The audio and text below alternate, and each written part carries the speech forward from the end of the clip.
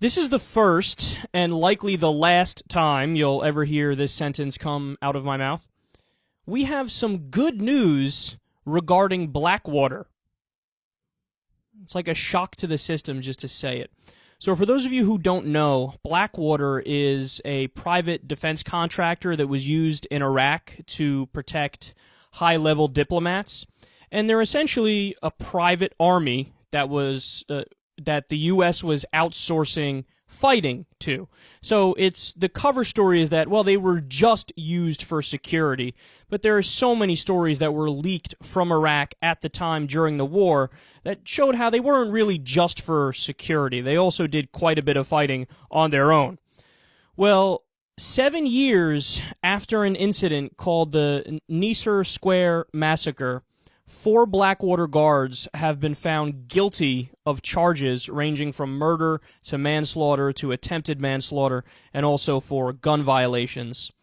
And during the incident, so this is something that the media didn't talk about nearly as much as they should have spoken about it. This is something that, honestly, this should have been on a loop for weeks straight, and this is something that we should be reminded of year after year as to why you shouldn't have private military people fighting a war. But what happened is 4 Blackwater guards went to Massacre Square, and they killed 14 Iraqis. Killed 14 Iraqis, wounded 17 other people. Not a single one was a terrorist or an insurgent or anything. And the jury found that everything about the slaughter was totally unprovoked. The argument that they used to defend themselves was, no, we saw a car roll in, and the car we thought was a car bomb. Now, they didn't present any evidence of that, and they didn't give us any reason why they would think that. And they also said that they heard some sort of gunfire in the background. Apparently, according to the evidence at the scene, that is not the reality. They were not able to convince the jury of that. So it really does look like the people of Blackwater rolled into a square, just opened fire, and started killing people.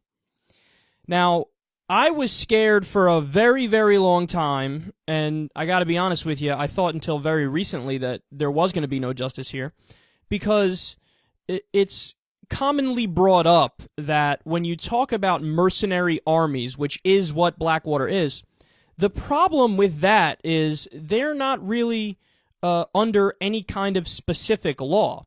They're not really answerable to international law. They're not really answerable to the laws in the country where they are. We would need to somehow find a way to try them under U.S. law, which is what it looks like that's more or less what happened. For the longest time, people weren't sure that this would even come to trial and that these guys would just walk free because, again, if you're part of a mercenary army, you're really not under any particular law, or there's a giant gray area as to what law you have to abide by. So for the longest time, myself included, I thought, well, there's no way that there's going to be justice done here, and this is the problem with mercenary armies to begin with, is that they are in this legal gray area. But thankfully, they did have a trial, and even more thankfully, they were found guilty, because this is a moment right now where we actually should be somewhat proud. Clearly, we should be outraged and pissed off that Blackwater existed in the first place and did what they did. They changed their name 3 or 4 times since then because of all the different scandals and whatnot.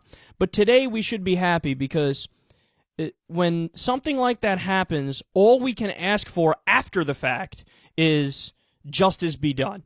And this is one story on top of another story that we had probably a few weeks ago, maybe a month ago, that actually brought a smile to my face in terms of the justice system. We were able to get Osama bin Laden's nephew, was it? I think it was his nephew. We got him on terrorism charges, and we actually gave him a trial, and he was found guilty, and now his punk ass is going to jail. So that's how you do it. See, this is all progressives have been asking for from day one, is that in order to show the world that we are enlightened, that we are civilized, that we are not savages and barbarians and, the marauding, crusading, imperialistic West. In order to show that we actually stand up for our values and our principles, we have to abide by our values and our principles. We can't just throw away due process when the going gets tough and when there's some sort of a gray area.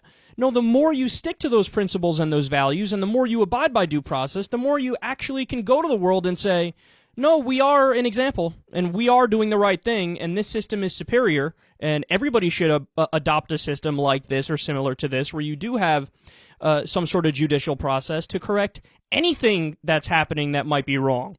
So the next step, as we've discussed before, I don't want to get off into a big side rant here, but the next thing that we're waiting for to take a similar step where we do get justice, Guantanamo Bay. Because this is the elephant in the room when you talk about not abiding by due process, not abiding by the Constitution, not actually standing up for our principles and our values. The fact that right now we still have people being held in an extrajudicial way.